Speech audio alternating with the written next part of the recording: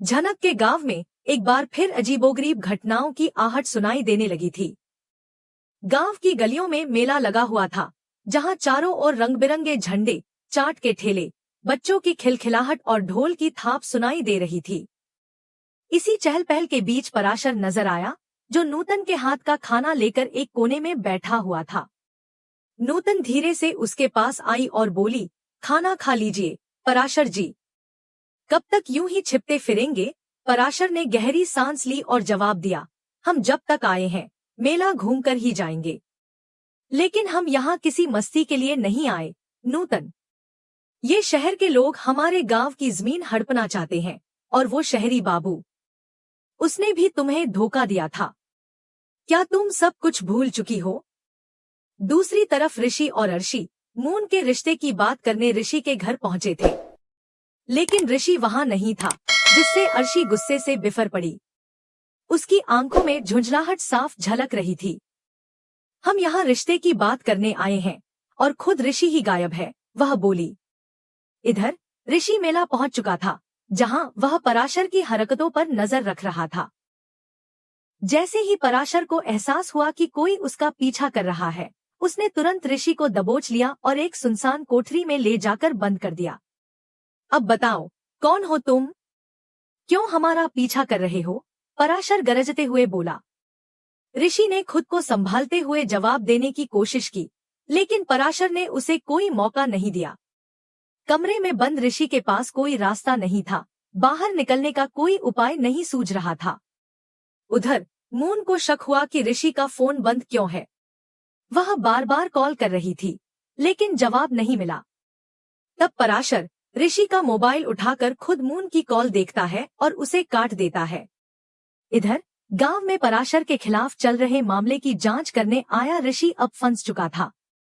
उसे अब खुलकर बताना पड़ा कि वह पुलिस इंस्पेक्टर है और शहर से इस गांव में इसलिए आया है क्योंकि पराशर के कामकाज पर उसे शक है। जब यह बात झनक को पता चलती है, तो वह अंदर से हिल जाती है। उसे याद आता है कि जिस आदमी से उसकी पहले बहस हुई थी, वह असल में एक पुलिस वाला था। वह कुछ भी कहने से पहले ठिठक जाती है। नूतन भी ऋषि की सच्चाई जानकर हैरान रह जाती है। उसका चेहरा स्याह पड़ जाता है, क्योंकि उसका अतीत उस शहर से जुड़ा हुआ था जहां से ऋषि आया था। झनक की नजरों में अब ऋषि के लिए एक नरमी आ चुकी थी। वह जानती थी कि पराशर उसे भूखा प्यासा बंद करके चला गया है, इसलिए वह चुपचाप खाने का एक पैकेट लेकर ऋषि के पास पहुंचती है। कमरे के बाहर खड़ी वह कुछ देर हिचकिचाती है, फिर धीरे से दरवाजा खोलती है और अंदर जाती है। ऋषि पहले तो हैरान रह जाता है, उसकी आंखों में झलकता डर और आश्चर्य साफ झलकता है। तुम? वह फुसफुसाता है। हाँ, मैं, झनक धीरे से कहती है, खाना लाई हूँ तुम्हारे लिए। भूखे रहोगे तो सोच भी नहीं पाओगे। ऋषि कुछ नहीं कहता, बस उसकी आंखों में झलकता संशय अभी पूरी तरह गया नहीं था। वह खाना लेने से इनकार कर देता है। मैं तुमसे कुछ नहीं लूंगा, वह सख्ती से बोलता है। झनक को थोड़ी तकलीफ होती है, लेकिन वह जबरदस्ती नहीं करती। वह खाना वहीं रखकर धीरे से कमरे से बाहर निकल जाती है। ऋषि उसकी पीठ को जाते हुए देखता है और कुछ कह नहीं पाता। इस बीच पराशर आदित्य को लेकर भी परेशान हो चुका था। जब उसने ऋषि का मोबाइल देखा, तो उसने आदित्य को कॉल मिलाई, लेकिन कॉल लगते ही वह उसे काट देता है। उसे एहसास होता है कि आदित्य भी किसी न किसी तरह से इस पूरे मामले में शामिल हो सकता है। दूसरी ओर आदित्य खुद बेचैन था। ऋषि से कोई संपर्क नहीं हो पा रहा था। उसका मन किसी अनहोनी की आशंका से घिरने लगा था। उसे याद आने लगी थी बचपन की वो धुंधली तस्वीरें, जिसमें वह किसी गांव में भाग रहा था, कहीं छिपता था। आदित्य का मन कह रहा था कि ऋषि किसी मुसीबत में है। वह फैसला कर लेता है कि अब वह खुद गांव जाएगा, चाहे अनिरुद्ध और शान्या उसे रोकने की कितनी भी कोशिश करें। अनिरुद्ध और शान्या उसे समझाने लगते हैं कि यह सब महज वहम है, लेकिन आदित्य के चेहरे पर कुछ और ही लिखा था। मुझे जाना होगा, वह दृढ़ता से कहता है। मुझे यह एहसास हो रहा है कि यह सिर्फ ऋषि की समस्या नहीं है, यह कुछ ऐसा है जो मुझसे भी जुड़ा हुआ है। वहीं दूसरी तरफ मून अब बेचैनी से खुद को रोक नहीं पा रही थी। ऋषि की कोई खबर नहीं थी, उसका फोन बंद था और उसका दिल कह रहा था कि कुछ गलत हो चुका है। झनक अब धीरे धीरे ऋषि के लिए एक नई भावना महसूस करने लगी थी, जिसे वह खुद भी नहीं समझ पा रही थी। पहली मुलाकात में कटुता थी, तकरार थी, लेकिन अब जब उसने ऋषि को भूखा प्यासा देखा तो उसके भीतर कुछ पिघलने लगा। यह वही भावना थी जो एक इंसान को दूसरे के दर्द से जोड़ देती है। पराशर के लिए यह सब एक खेल जैसा था, लेकिन ऋषि और झनक के लिए यह एक परीक्षा बन चुकी थी। झनक जानती थी कि ऋषि सही है, लेकिन वह यह भी जानती थी कि पराशर बहुत खतरनाक इंसान है, जो अपनी बात मनवाने के लिए किसी भी हद तक जा सकता है। अब सवाल ये था कि क्या झनक अपनी अंतरात्मा की आवाज सुनेगी या पराशर के डर से चुप रहेगी। इधर आदित्य का गांव की ओर बढ़ता कदम आने वाले तूफान का संकेत दे रहा था। उसका अतीत, ऋषि की सच्चाई और झनक की दुविधा, ये सब एक ऐसे मोड़ पर आ चुके थे जहां से कोई भी पीछे नहीं लौट सकता था। कहानी में एक गहरा मोड़ आने वाला था और यह सिर्फ एक शुरुआत थी। अनिरुद्ध के मन में अब एक नया डर घर करने लगा था।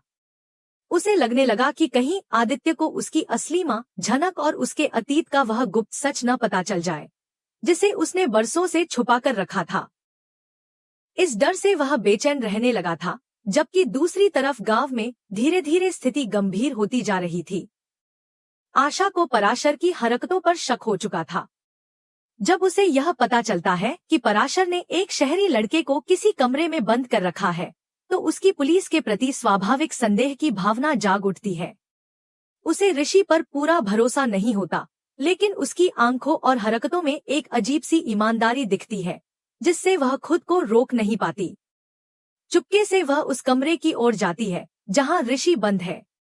वह कमरे के पास पहुंचकर देखती है कि ऋषि पूरी लगन और फोकस के साथ उस बंद कमरे से बाहर निकलने की कोशिश कर रहा है। उसकी आंखों में घबराहट नहीं, बल्कि दृढ़ निश्चय और समझदारी की झलक है। वह पूरी तरह से एक प्रशिक्षित पुलिस अधिकारी की तरह सोच रहा है और खुद को बचाने की रणनीति बना रहा है। आशा उसकी इस स्थिति को समझ जाती है और अपनी सूझबूझ से उसकी मदद करने लगती है। जैसे ही वह दरवाजा खोलने का प्रयास करती है, ऋषि चौंकता है। आशा धीमे से कहती है, तुम पुलिस ऑफिसर हो ना? ऋषि थका हुआ लेकिन विश्वास के साथ जवाब देता है, हाँ, स्पेशल इन्वेस्टिगेशन यूनिट से हूँ।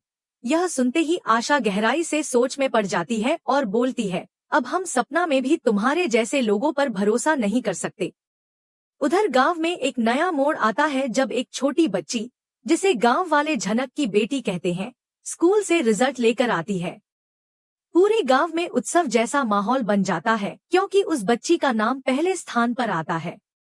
झनक और बाकी गांव वाले बहुत खुश होते हैं और बच्ची को लेकर जश्न की तैयारी होने लगती है। झनक की बुआ और कनका उसे छेड़ती हैं, कहती हैं, देखो ना, तेरी बेटी ने कमाल कर दिया। अब तो शहर वालों को भी देखना चाहिए कि हमारे गांव की बेटी क्या कर सकती है। लेकिन जैसे ही बच्ची घर लौट रही होती है, रास्ते में उसकी टक्कर एक अनजान युवक से हो जाती है। वह युवक और कोई नहीं, ऋषि होता है।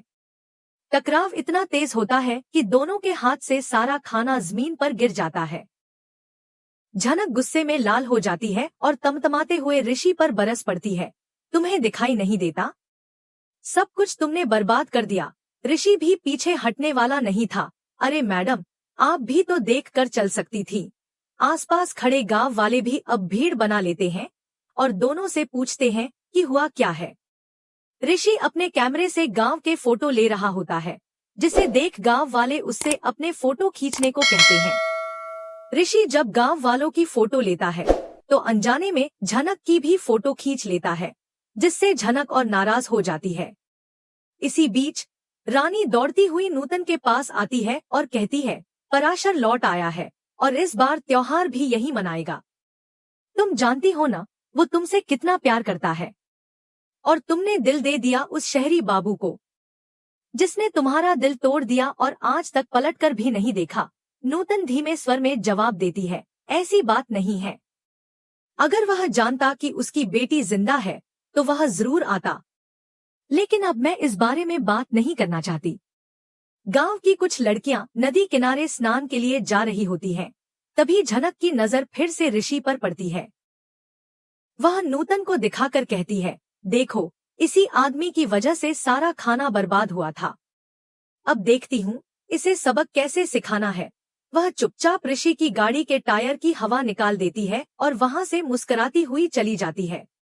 वहीं दूसरी ओर कहानी अब एक जबरदस्त मोड़ पर पहुंचती है। ऋषि आखिरकार पराशर को पकड़ लेता है और उससे साफ कहता है, मैं इस गांव का नहीं हूँ, मैं एक पुलिस अफसर हूँ। यह सुनते ही पराशर आग बबूला हो जाता है और अपनी बंदूक ऋषि के ऊपर तान देता है। मैं जानता हूँ कि तुम यहाँ क्यों आए हो। तुमने भेष बदलकर हमारे गांव में घुसपैठ की है, लेकिन अब नहीं बचेगा तू। अब कहानी 20 साल आगे बढ़ती है। गांव में एक नई पीढ़ी सामने आती है। अनिरुद्ध और अर्शी की बेटी मून अब बड़ी हो चुकी है और उसका नाम बदलकर आदित्य रख दिया गया है। वहीं झनक और अनिरुद्ध की बेटी भी अब जवान हो चुकी है। उसका नाम पहले झनक ही रखा गया था, लेकिन अब गांव वाले उसे नूतन के नाम से बुलाते हैं। समय बदल चुका है, लेकिन कुछ रिश्ते और रहस्य अभी भी वैसा ही हैं, जैसे सालों पहले थे। आदित्य की जल्द ही गांव में एक सिंबॉलिक और रहस्यमयी एंट्री होने वाली है, जो न केवल गांव को बल्कि उसके अतीत को भी झकझोर कर रख देगी। जैसे जैसे वह गांव की गलियों से गुजरता है, उसे अपने बचपन की कुछ धुंधली यादें सताने लगती है। उसे याद आता है कि उसने अपनी जिंदगी के कुछ साल इसी गांव में बिताए थे। अब उसे धीरे धीरे यह भी एहसास होने लगता है कि नूतन, जिसे वह अब तक केवल एक देखभाल करने वाली महिला मानता था, शायद उसकी सौतेली माँ थी। इस कहानी में अब जो भावनाएं, रिश्ते और रहस्य सामने आने वाले हैं, वह न केवल अतीत की परतें खोलेंगे, बल्कि वर्तमान को भी हिला देंगे। आदित्य, ऋषि, झनक और पराशर, इन सबके बीच अब एक ऐसा टकराव जन्म ले रहा है, जो भविष्य की कहानी को एक नया रास्ता देगा।